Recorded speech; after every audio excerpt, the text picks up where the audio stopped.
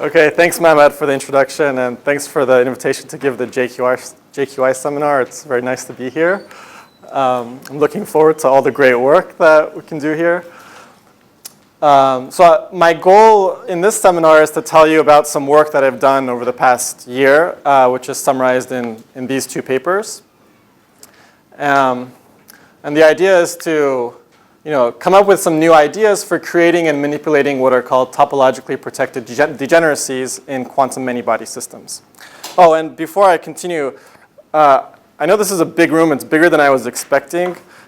Please ask many questions and try to keep it informal, because I'm going to be covering a lot of different kinds of material, and some of it is somewhat advanced, and just feel free to ask questions in case I didn't properly review something or you're confused or something.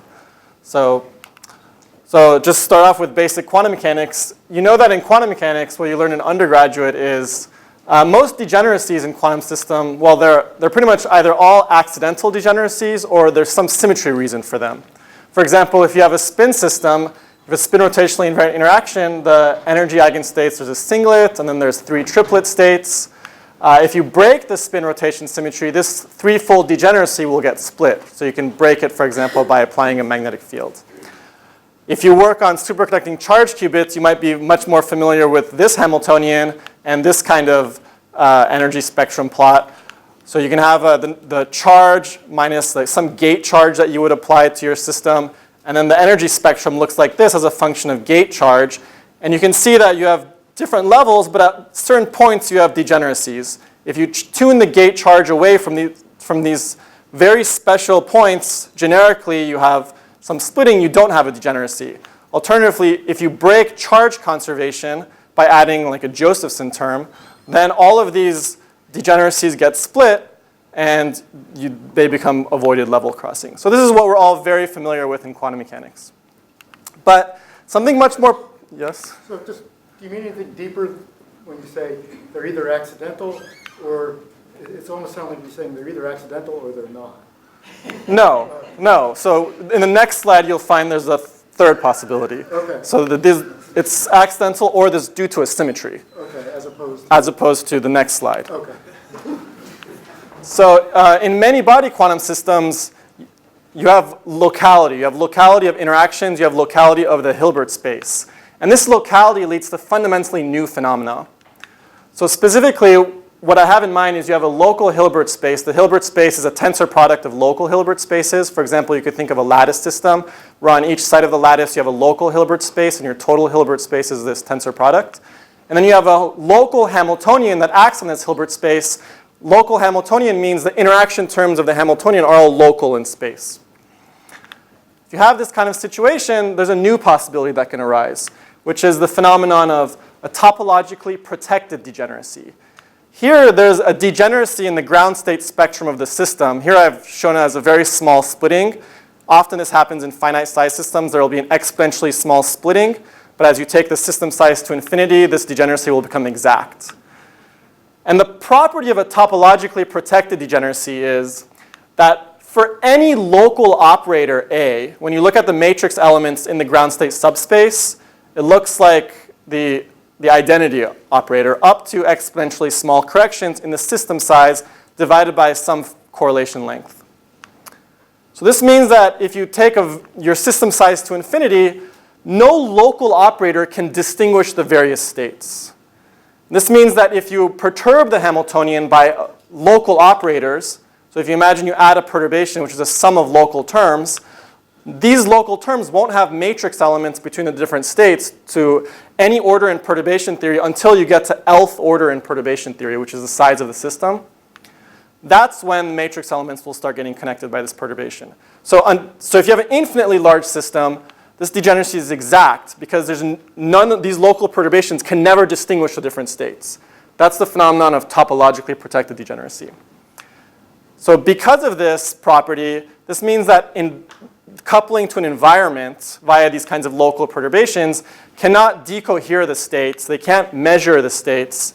And consequently, it's been proposed almost 20 years ago that such places would be good for robustly storing quantum information in order to be immune to decoherence. Yes? Is there a way of phrasing this somehow as some sort of emergent, approximate symmetry? Or not? Yes, you can think of this as what's called an emergent one-form symmetry, which is... One form that helps, yeah. No, so the idea is there's an emergent set of operators which commute with the Hamiltonian, but these are non-local operators. So they're not symmetry in any conventional sense. Okay. All right, so when does this kind of phenomenon happen?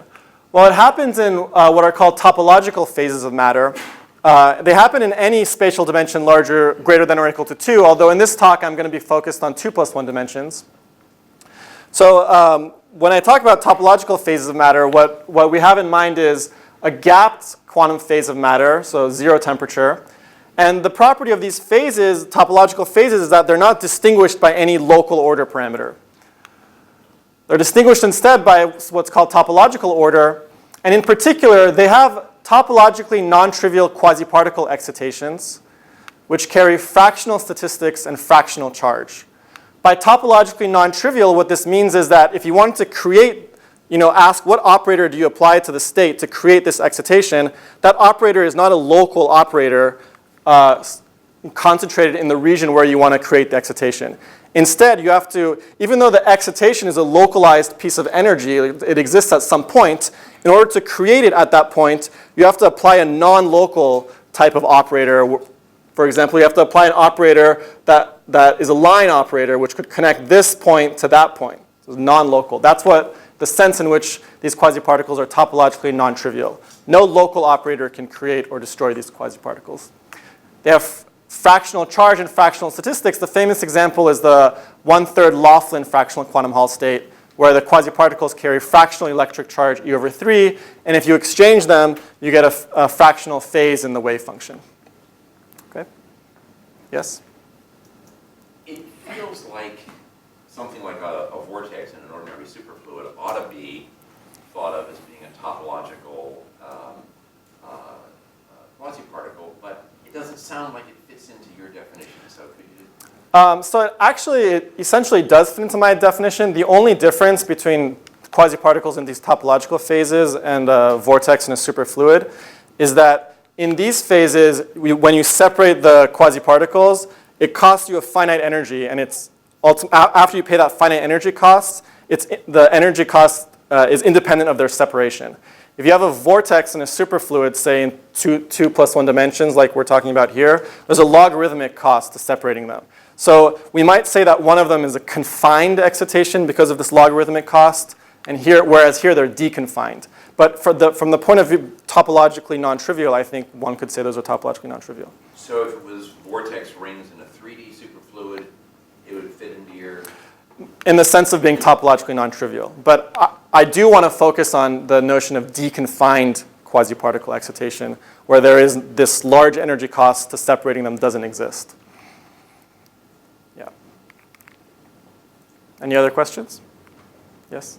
So I'm kind of curious why you choose fractional quantum Hall rather than, for example,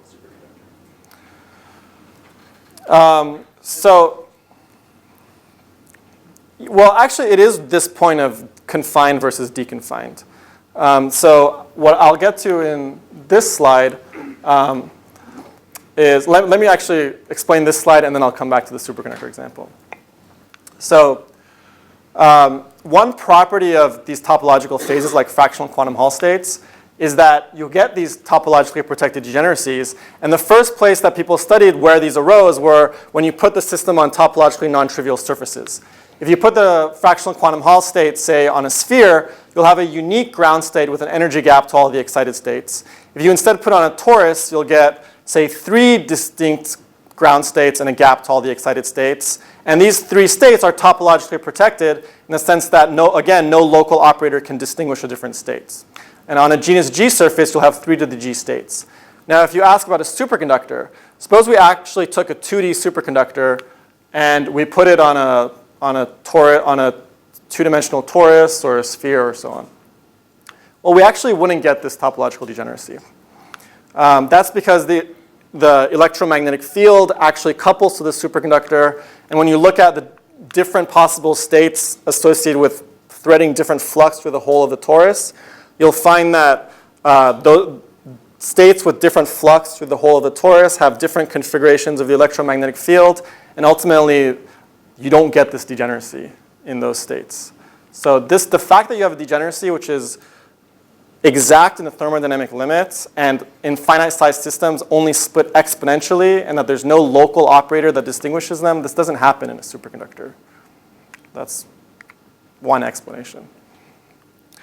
Another explanation is actually this point that the topological excitations, are, like the vortices, are confined.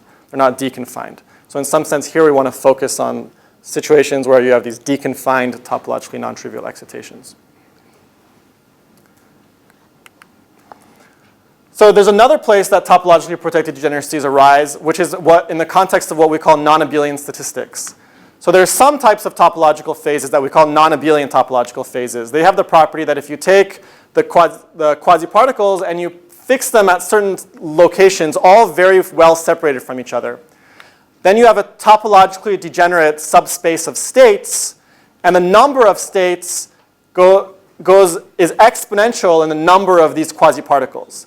And the way it scales exponentially depends on this quantity called D sub A. D sub A refers to the eighth quasi-particle is a particular type of, we label the quasi-particle types A, B, C, D, where A, B, C, D are all topologically distinct from each other. Each one has a number associated to it, which is the quantum dimension.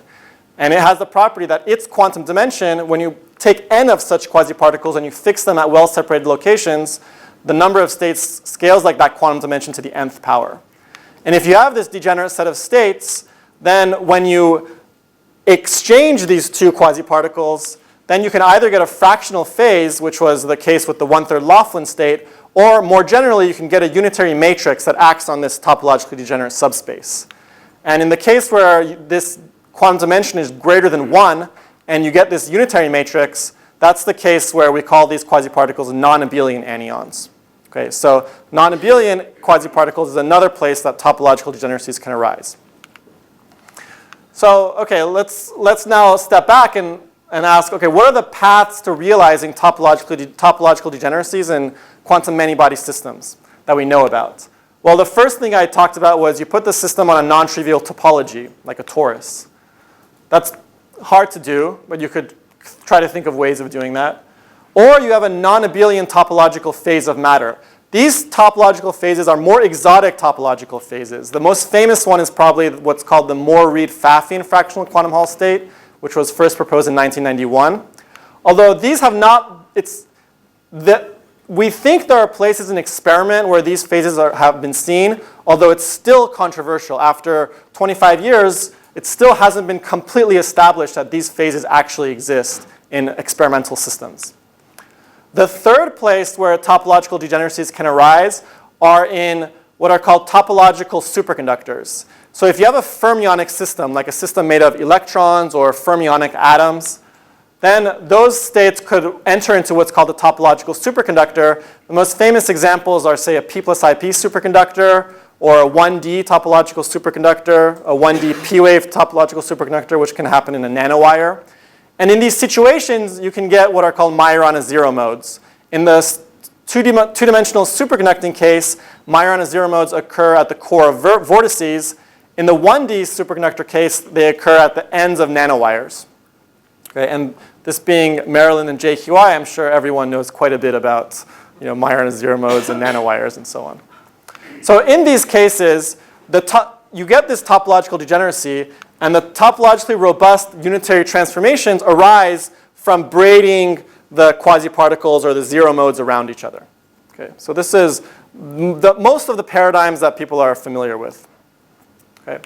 Now there are some new paths as well, and in particular over the past few years, we've been studying other kinds of ways of creating topological degeneracies in many-body systems. So one way that has largely been studied over the past few years is what's called the notion of extrinsic defects in abelian topological phases. So you can have various topological phases. You can imagine engineering lattice dislocations or cutting and gluing the system in various ways, attaching superconductors. and basically engineering certain situations where topological degeneracies can arise in a huge variety of circumstances, even when you don't have any non-Abelian quasi-particles, and even if you haven't put the system on a non-trivial topology like a torus or something. There's yet another place where topological degeneracies can arise, which is if you have gapped boundaries in topological phases, and you have many different disconnected gap boundaries. So in this talk, I mainly want to actually focus on this last point. I'm going to very briefly review some of the advances over the past few years up here on number 4. And then I want to get to some new ideas for number 5 over here. So these are really, they're new paths to trying to imagine how you would create, manipulate, read out topological degeneracies in topological phases of matter. So to explain some of these recent developments, I'm going to have to very quickly review for you some basic things about the edge theory in fractional quantum Hall systems. So the simplest fractional quantum Hall state is the 1/3 Laughlin fractional quantum Hall state. And you should all know that the boundary of the 1/3 Laughlin state has a protected chiral edge mode, which is gapless. And this forms what we call a chiral Luttinger liquid. You can describe these chiral excitations in terms of a scalar field, phi, where phi is compactified on a circle, so phi is equivalent to phi plus 2 pi. And it's described by this Lagrangian, which you can see as chiral because there's a dx dt term. So if you look at the equations of motion from this Lagrangian, it describes these excitations only moving in one direction. Because of this coefficient of 3 here, when you quantize this Lagrangian, you'll find that the field does not commute with itself at different points in space. Phi of x, phi of y is this I pi over 3 sine x minus y, which is a very profound property that a field at different points in space doesn't commute with itself.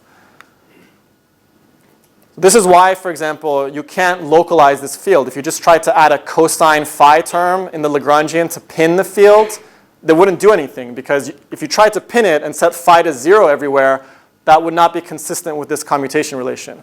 So in some sense, this field is unpinnable in a way because of this commutation relation. Now the physical operators in this edge theory are as follows. The charge density is just the gradient of this scalar field.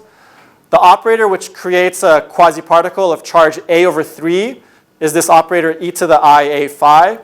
And so the electron operator is just the charge, it's a charge 1 operator in this theory. So it's basically 3 quasi-particles. So it's e to the I 3 phi. That's the electron operator. So one of the early things that happened a few years ago was Xiaoliang Qi and I showed that if you took a bilayer fractional quantum Hall system and you imagine cutting that bilayer Laughlin fractional quantum Hall system along some line and introduce these edge modes, so you have 2 layers now, so you have 2 edge modes going in the right direction and 2 going in the left direction, then you can imagine you turn on tunneling terms to gap out those edge modes by backscattering, but you can have 2 different ways of doing that. You can have backscattering across this interface within the layers, so that's red coupling to red and blue coupling to blue, or you can consider having backscattering where the top layer backscatters into the bottom layer on the other side of the interface. So you can have this kind of twisted tunneling. And both of these types of backscattering can gap out these edge modes because now you have counterpropagating modes and essentially glue the system back together. However, it has this interesting feature that if you alternate how you do this, so if in one region you glue it with the intralayer backscattering, and in the other region you glue it together with interlayer backscattering, then you find that at these domain walls between the different ways of doing that, you find some interesting behavior.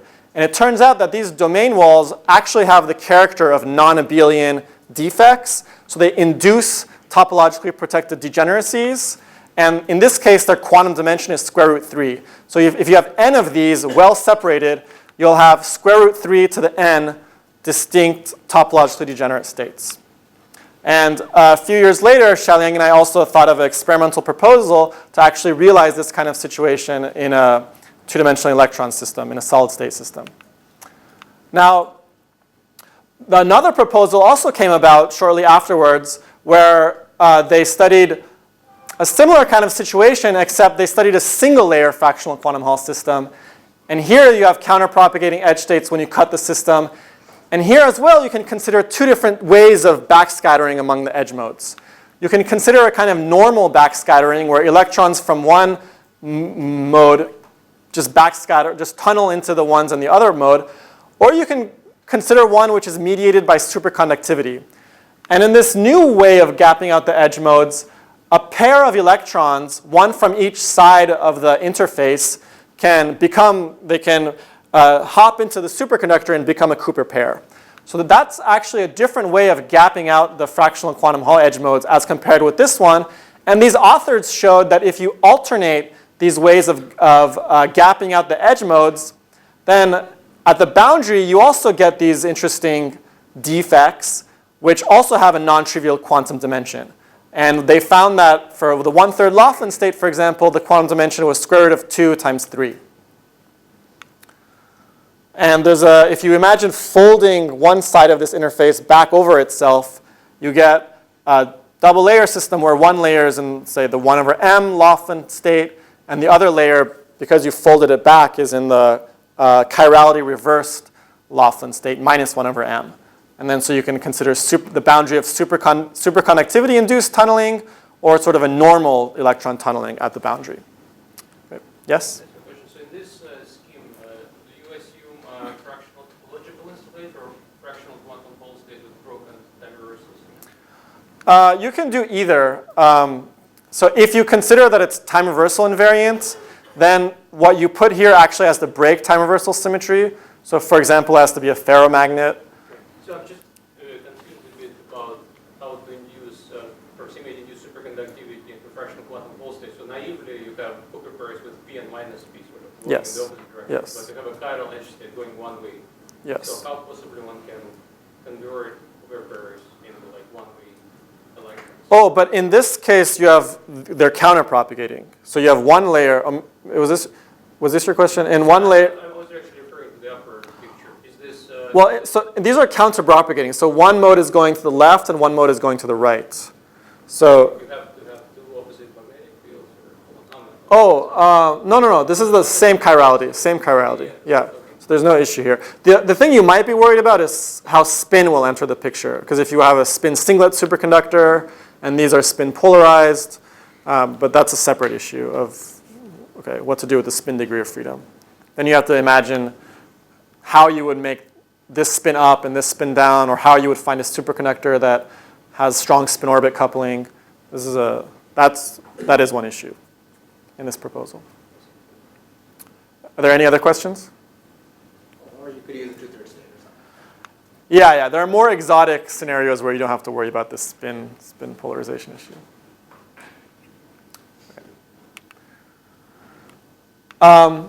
So now I want to talk about a different proposal that I've been thinking about recently, which is that to induce topological degeneracies without any localized zero mode at all. So usually we're used to, you have to have a Majorana zero mode somewhere.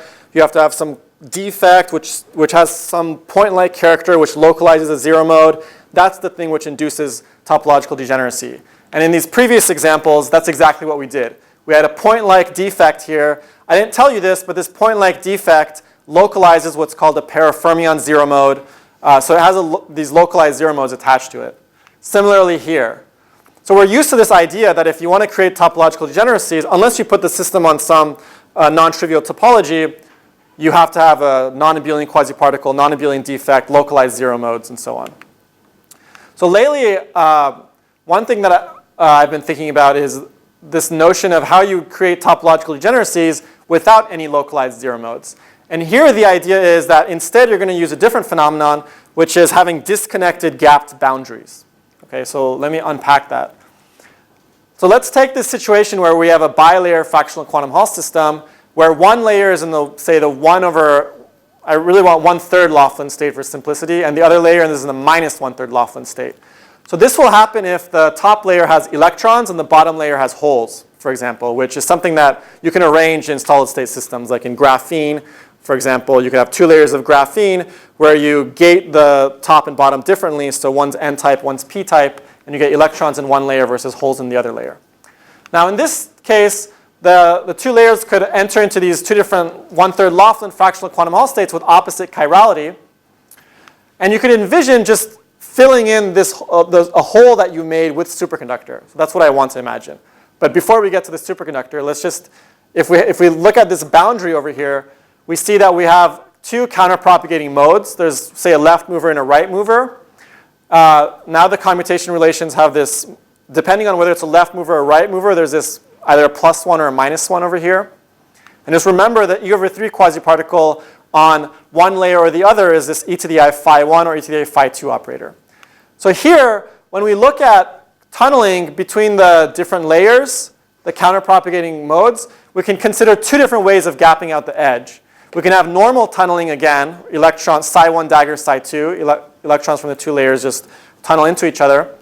Or we can have a different kind of tunneling, which is psi 1 psi 2. So you see this term breaks charge conservation, which is why we need a superconductor to be able to have it in the first place. But this is basically a pair of electrons from these two layers hopping on to the superconductor as a Cooper pair. That's what this describes. So in terms of this bosonized theory, that's cosine of 3 phi 1 minus phi 2 or cosine of 3 phi 1 plus phi 2.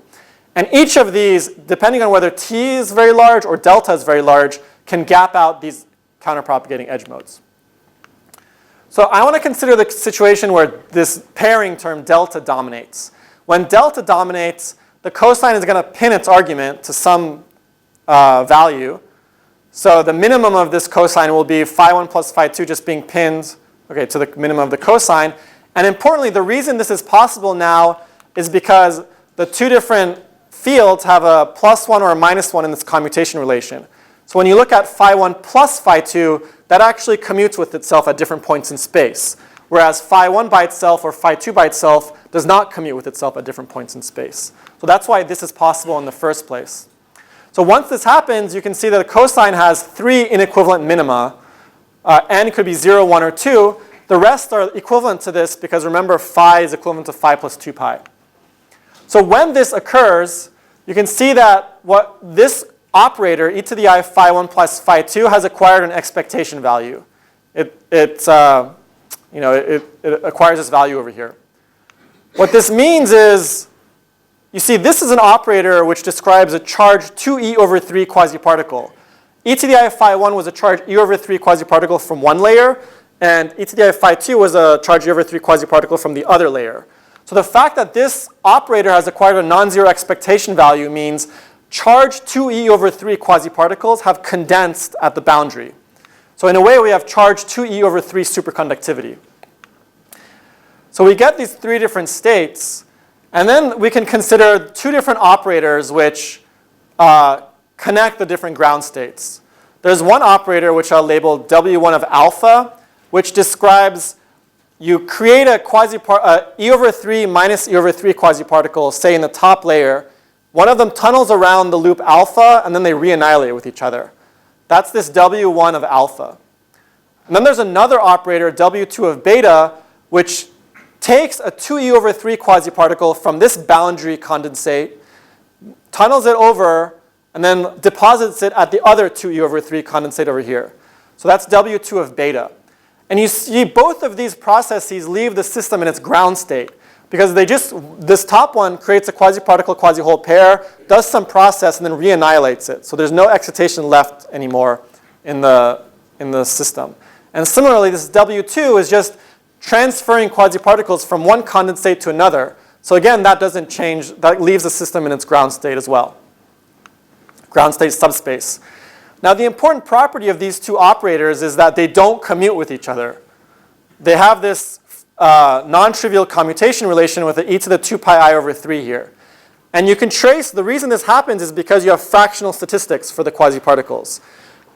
In one case, when you're taking an e/3 quasi-particle around one loop, and then you're taking an e/3 along the other direction, and then you're flipping the order in which you do this on the other side. And because the quasi-particles have fractional statistics, if you flip the order in which you do this, you pick up a phase set by that fractional statistics. So really, the origin of this topological degeneracy is this Wilson loop algebra over here.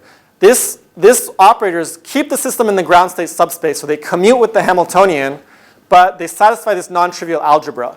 And the only way that a set of ground states can satisfy this algebra is if you have 3 of them for every such algebra that you have. And if you have NB boundaries, you'll find that you have 3 to the NB minus 1 copies of this algebra, which forces you to have 3 to the NB minus 1 topologically distinct states, which from this edge picture you can basically just understand as the different minima of this cosine. So that's the origin of this topological degeneracy. You have any questions about that? If you want to clarify the role of superconductivity, I guess if you did not have the superconductors. So if we didn't have superconductors, then phi 1 minus phi 2 will be pinned. And then here, the operator which gets condensed is e to the I phi 1 minus phi 2, which describes a charge e over 3 quasiparticle in one layer and minus e over 3 quasiparticle in the other layer. So that's like a fractional exciton. So fractional excitons have condensed. You will still have these operators, and so you will still have this topological degeneracy. But, so you ask, why am I focusing on the superconductor case? That's the next slide. So the reason I'm interested in the superconducting case and not the case of normal tunneling is because of readout. It turns out, you see, when the superconductors are connected here, so imagine that these superconductors are secretly connected to each other, even though I haven't shown you. Then you have this degeneracy, and the only things that distinguish these different topological ground states are these Wilson loop operators, W1 of alpha and W2 of beta. That's what shuffles you between the different topological states and what can distinguish the different topological states. However, these are non-local operators. But now what you can imagine is, suppose that you disconnect the superconductors, then the topological states, it turns out, are actually distinguished by the electric charge in multiples of 2e over 3 that are associated to this boundary region. So this means that you can actually read out which topological state you're in by measuring electric charge. So through an electrostatic charge measurement and asking how much charge you have in a particular boundary region, say surrounded by alpha here, in units of 2e over 3. This is very similar to Majorana zero modes where some proposals for reading out the topological state are just measure the total charge and ask if it's even or odd, basically extract fermion parity. Here, this is very similar to that. That's what the superconductor allows you. It allows you to read out which topological state you're in via electrostatic charge measurements. If you instead use the interlayer tunneling case, you still have this topological degeneracy. However, there's no electrostatic charge measurement you can do to figure out which state you're in. So from that perspective, you might be more interested in the superconductor case. Now, superconductors in a magnetic field coupled to fractional quantum Hall states is difficult to work with. So for other reasons, it might be more interesting to look at the case of normal tunneling. But because readout is much more difficult, so I think this is more interesting to think about. Yes? Are you going to go into more detail on the readout? No. Then I'll ask my question, which is, when I think about this type of thing, I typically think that in the basis of electron charge, you have a superposition of charge states. Yes. So if I did a readout with a good electrostatic charge measurement device, what I would actually recover would be an integer. And then if I repeated the readout on the next experiment, Why do you think the average value would be its multiple. Sorry, why do you think you'd recover an integer? If you really isolate the superconductor panel, you're going to get an integer value. No, you won't. You'll get a fractional value. That's the. Well, you're not going to isolate the superconductor. Well, no.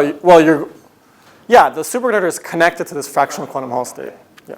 So it's isolated in a different sense, which is that all this region is gapped and incompressible. I don't understand what you mean by superconductors connected or disconnected. Oh, I just mean is the phase here strongly coupled to the phase here, the superconducting phase? Are these two superconducting phases strongly coupled to each other or not?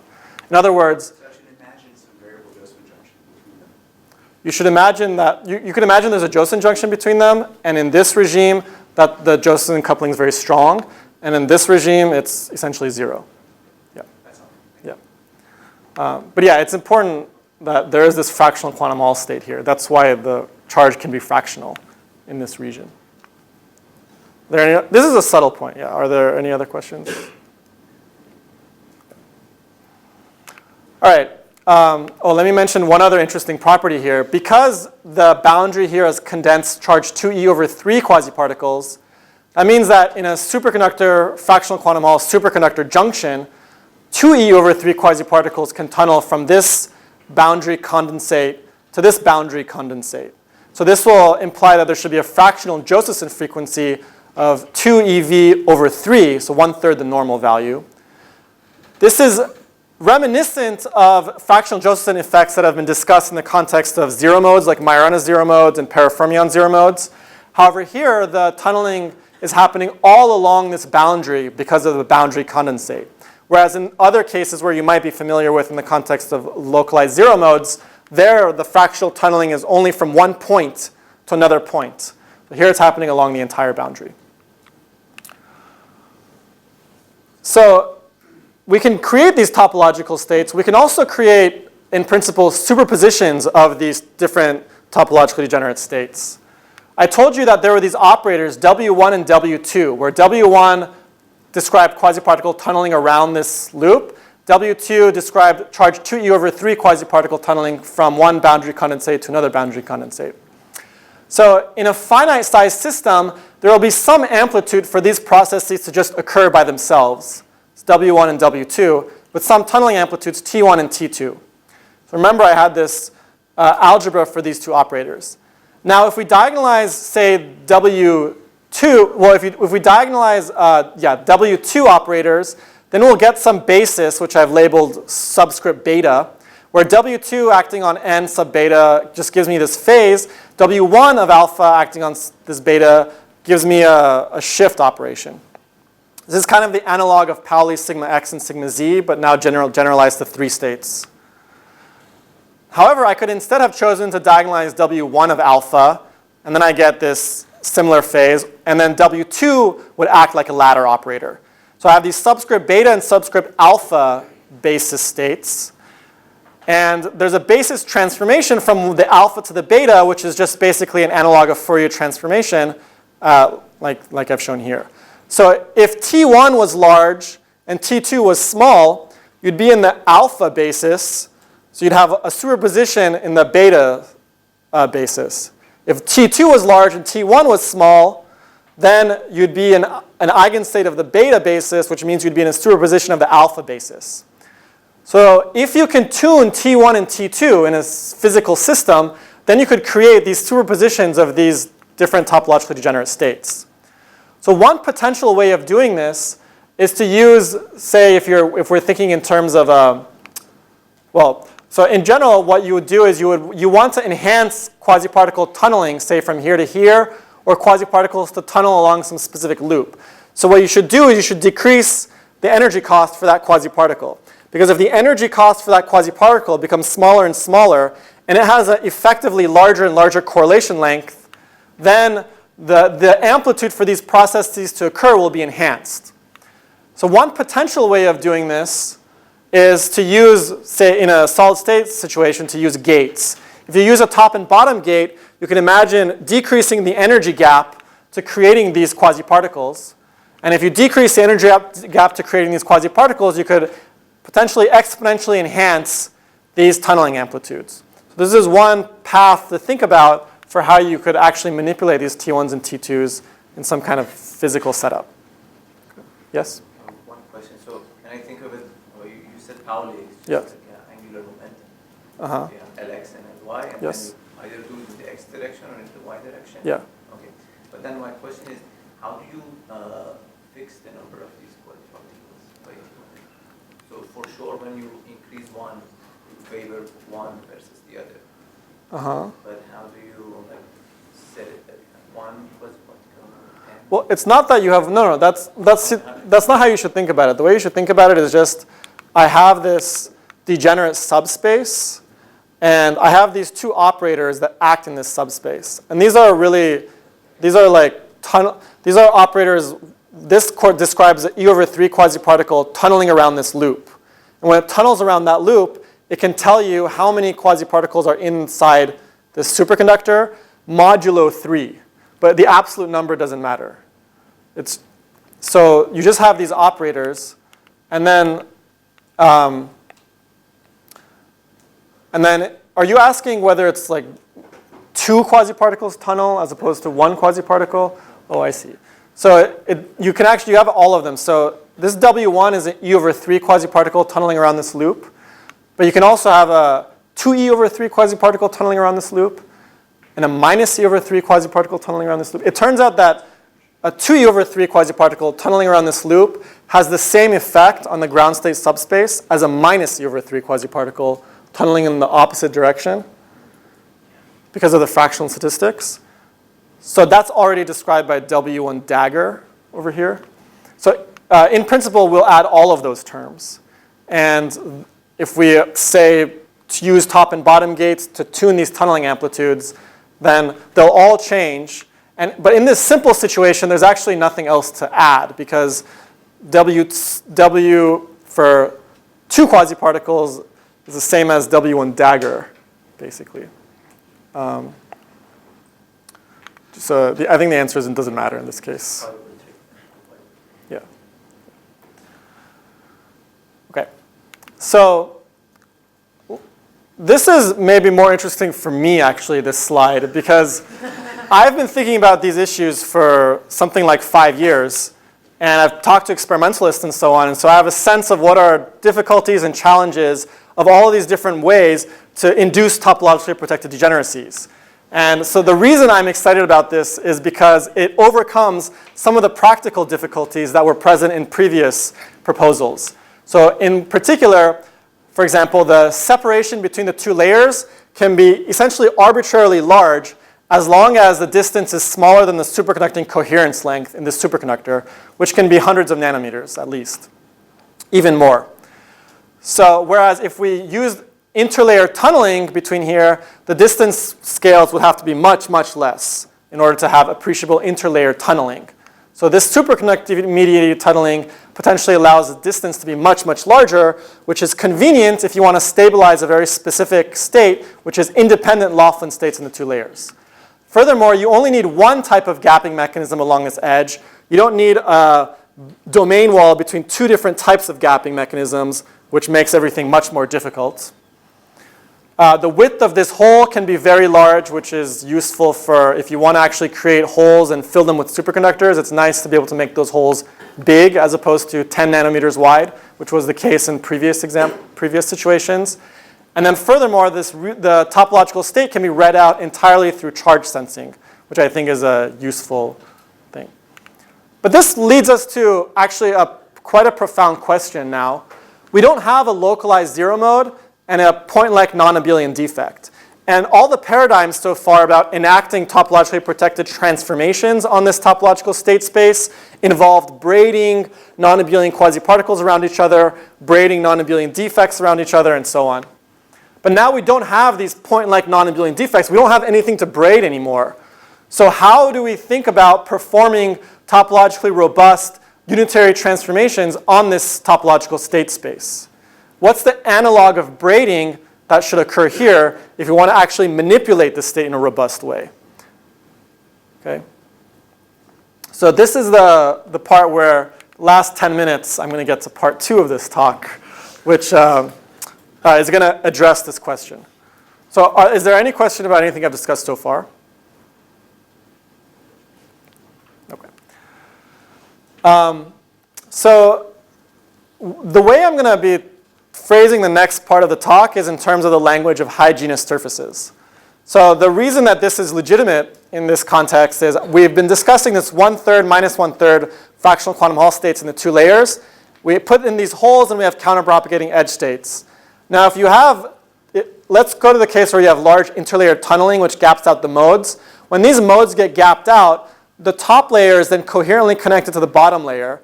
And you can see from this picture, we've essentially succeeded in creating a wormhole that connects the 2 layers. So we've essentially created a system which is a single copy of the 1/m Laughlin state, but on a high genus surface. See, that's what this does.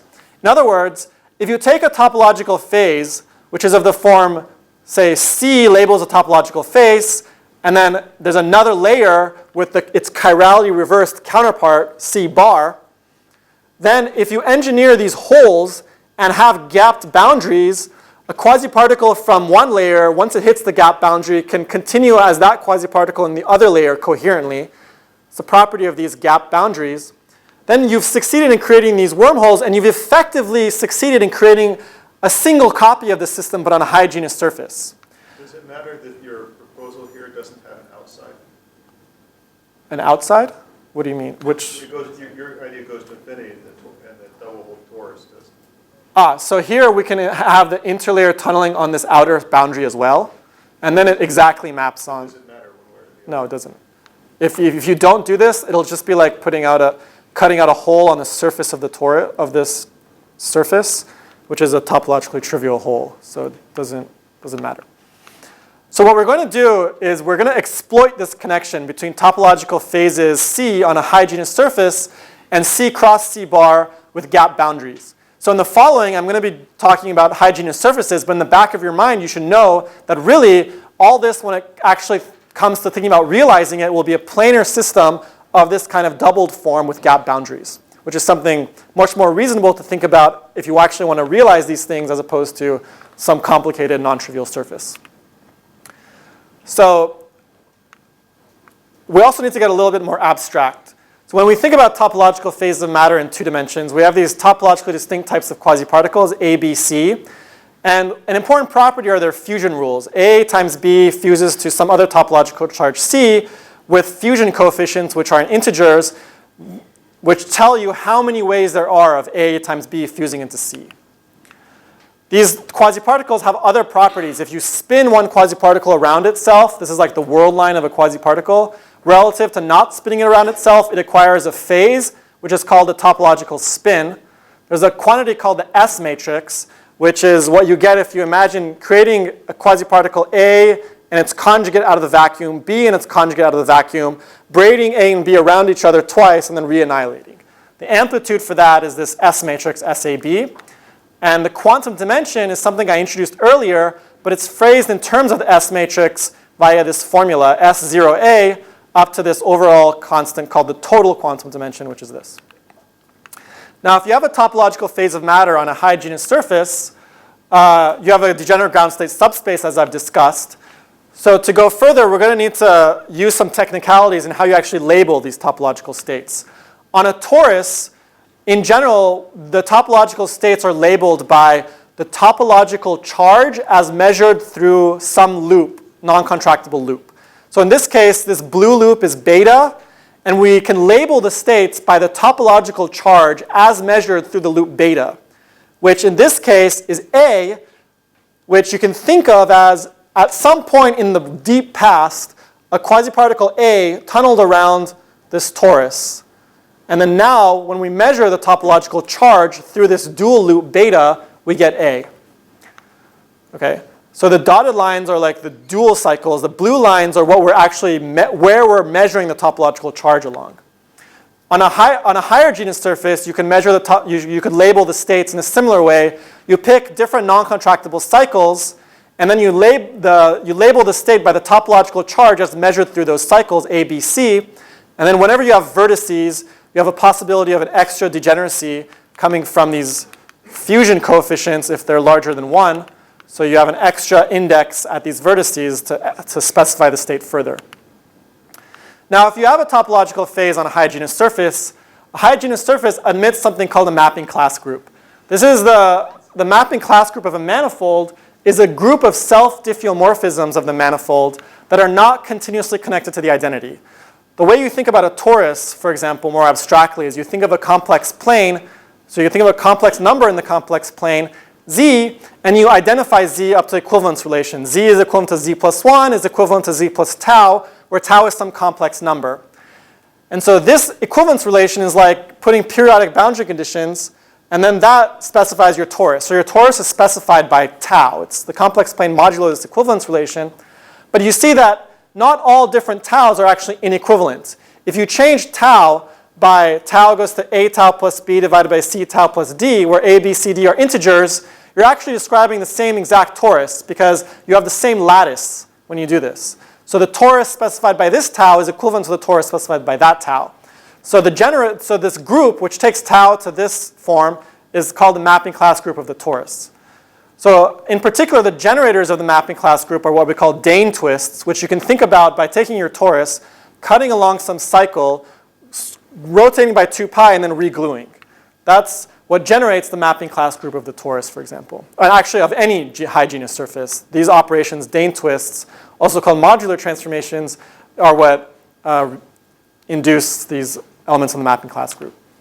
Now, a profound property of topological phases of matter is that their ground states on a high genus surface form a unitary representation of the mapping class group. This was first pointed out by Ed Witten. So if you have, say, a topological phase on a torus, and you take tau to tau plus 1, that actually changes the states in this form. A loop going along here becomes a loop going along here. So you can see that in this picture, it looks like the quasi-particle has undergone a twist when it comes back. So this T transformation applied to the state A sub beta gives you a phase e to the I theta A, where this is the topological spin of quasi-particle A. Similarly, there's another transformation, tau to minus 1 over tau, which is the S matrix, which essentially this transformation interchanges the 2 cycles of the torus, which enacts this basis transformation between the topological states. Now, the very interesting feature of these S and T matrices are that they always form a non-Abelian irreducible representation, even when your topological phase is abelian, i.e. all quasi-particles have abelian statistics. So this means that there's the system admits some very non-trivial unitary transformations on it, which are there, even for abelian states. The question is how to extract them. Now, this S and T matrices, if you're interested in universal topological quantum computing, are also very important, because there are situations where braiding non-Abelian anyons is not sufficient to get a universal gate set for quantum computing. Whereas if you had access to these S and T matrices, you actually could get a universal gate set for topological quantum computing. So these S and Ts can actually take some topological state which is not powerful enough for universal topological quantum computing, and then allow you to bootstrap it up to make it more powerful and thus make it viable for universal topological quantum computing. Maissam, do you want to quickly say which one, some examples? So the prototypical example here is what's called the Ising topological state of matter, which arises in Kitaev's honeycomb model. So that's the example here. Some version of Majorana's, yeah, some version, yeah. But so that would be, the SNT would make it, oh, it's a Dane twist, yeah. Yeah. Okay, so how do we implement these modular transformations? So early on, it was suggested, well, you could just shear the metric on the space. If you shear the metric, you can shear your way from tau to tau plus 1 and enact these transformations. But this isn't a very physical thing to do. Similarly, you can do an analog of this on a lattice. You can reduce the couplings along one direction and increase it along a diagonal direction. Keep doing that until you come back to where you started. That also forms a Dane twist. But these are not things that I think you can really envision doing in a physical setup. So there's another way that I want to describe of realizing these modular transformations, which is that you perform a sequence of topological charge projections. So I'm going to explain what these are and what sequence that is in the next few minutes. But I won't have any time to explain why this works. So what's a topological charge projection? So remember, when we look at the state on a torus, we label the topological state through this loop beta, for example. And so what we're going to do is we're going to imagine applying a projector where, well, in this case, I've shown it sub alpha. So you look at the state B sub alpha. The projector P sub alpha onto topological charge A is just a delta function onto B being equal to A. So in general, the topological charge projection is defined as you project a topological charge to A associated to the loop omega. Okay, so in this case, the loop is alpha, and the topological charge we're projecting to is A. So there's an analog of this on any genus surface. You take any cycle you want, you project to some topological charge you want, and it's just a projection onto that. Okay. So these topological charge projections sound very fancy, but it's actually possible to do them through adiabatic unitary evolution. I won't explain this slide, but this statement is something that you can just have in your mind, that this topological charge projections, you can either do it through a measurement, if you can identify the appropriate measurement to do, or you can also realize it through an adiabatic unitary evolution. So I won't really get into how. So the result is the following. So suppose that you have a state psi defined in a torus.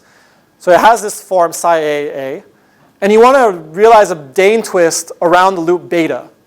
So what does that mean? That means you cut along beta, rotate by 2π, and reglue. So the state that you should get after that is the topological spin times the state you had before, e to the I theta A, psi A. So how do you implement this transformation? So the idea is the following. You're going to take this state on a torus, and you're instead going to consider the analogous state on one higher genus. So this, in a way, if you're familiar with quantum computing, this extra genus is going to work like an ancilla degree of freedom that we're going to use.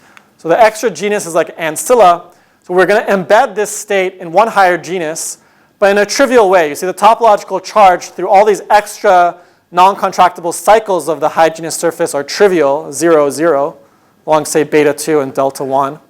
So we haven't really done anything. But then the result is the following. If you want to apply this Dane twist on the state, you do a sequence of these three projectors. You project onto the topological charge through alpha 2 being the identity. And then you project onto alpha 2 plus gamma. Alpha 2 plus gamma is this loop alpha 2. And then it goes along gamma, comes back. And then you project along beta 2, which is this loop over here. If you do this sequence of three projections, then up to an overall phase, an overall numerical factor, you implement this Dane twist. Okay? So this is what we've succeeded in implementing the Dane twist by this protocol without having to, adiabatically shear the geometry or anything like that. And more generally, the statement is you take your state defined on your high genus surface and you pick three loops, omega 1, omega 2, omega 3, which are all non-contractible cycles which intersect each other exactly once. So in the previous example, alpha 2 intersected alpha 2 plus gamma exactly once. Alpha 2 intersected beta 2 exactly once. Beta 2 intersected alpha 2 plus gamma, and so on. They all intersected each other exactly once. More generally, you pick three cycles which intersect each other exactly once. You perform a sequence of three projections, and you get your Dane twist along this loop, omega 3 minus omega 2. Okay? Now, if we go back to secretly we were thinking of this high genus surface as a doubled phase with gap boundaries. So now we could think even more generally. We could take some topological phase B with gap boundaries, and we could imagine doing a sequence of projections along loops, graphs, and lines. And this sequence of projections will give us a very non-trivial, robust unitary transformation that acts on the degenerate subspace, even though there's no non-Abelian defect, no localized zero mode to braid anywhere in sight. Okay? So just to wrap up the story, now we can apply this idea to my original physical setup that I was thinking about in terms of this bilayer fractional quantum Hall system with superconductivity. Now in this system, remember I had these W2 and W1 operators, which were quasi-particles tunneling along various loops. So now it turns out I can imagine adiabatic evolution through time, where at three different time steps, I have h of 0, h of 1, h of 2, h of 3. And at these three different time steps, the Hamiltonian consists of there's some particularly dominant type of tunneling operation which is happening. So at h of 0, the most dominant tunneling is quasi-particles tunneling from this boundary condensate to that boundary condensate. At time 1, the dominant process is quasi-particles tunneling around this hole. At time 2, the dominant process is quasi-particles tunneling around this loop, then over to this boundary condensate and back, and so on. So if we have sufficient control over these tunneling amplitudes, then we can enact this adiabatic evolution on the Hamiltonian, and then we will find a robust non-Abelian Berry phase, which is this non-trivial unitary transformation that acts on this state space. how you can change these tunneling amplitudes, well, you can do that, for example, as I mentioned earlier, by applying gates in various patterns and so on. That's potentially one way of doing this. So let me just conclude at this point. So we have an experimental proposal to create, read out, and manipulate topological degeneracies using electron-hole bilayer fractional quantum Hall systems with superconductors. I told you about high genus surfaces can be created in planar systems by using doubled versions of the phase of interest and gap boundaries. I told you that non-trivial transformations can be actually implemented here, even though we don't have any non-Abelian defects or anything, by doing sequences of topological charge projections, and that these topological charge projections can be implemented by adiabatic unitary evolution, or depending on the circumstance, through measurements. And I didn't have a chance to discuss this further, but I think this is a very exciting direction of applying these ideas to getting universal gate sets from topological phases which otherwise would not allow universal topological quantum computing. So thank you very much.